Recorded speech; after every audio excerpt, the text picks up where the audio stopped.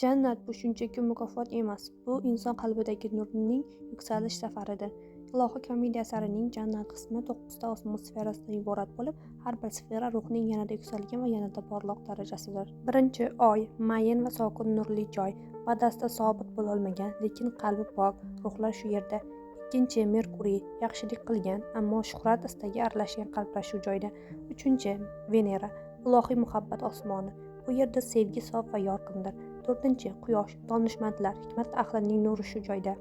Bu yerda aql porlaydi. Beshinchi Mars, imo yo'lda kurashganlar joyi, jasorat qizg'ish nurda charaqlaydi. Oltinchi Yupiter, adolatli hukmdorlar makoni, ulug'vor va tartibli yorug'lik. Yettinchi Saturn, tafakkur va sukunat osmoni, chuqur jimjitlik va sirli. Sakkizinchi Yulduzlar, eng porloq ruhlar yulduzdek porlaydi. To'qqizinchi Primordial, barcha harakatlar manbai. Bu yerda vaqt va makon chegarasini yo'qotadi. Va undan ham yuqorida Imperium, sof, cheksiz nur. So'z bilan emas, qalb bilan his qilinadigan huzur. Jannat bizga shuni eslatadi: eng katta yuksalish o'z ichidagi nurga yetishishdir.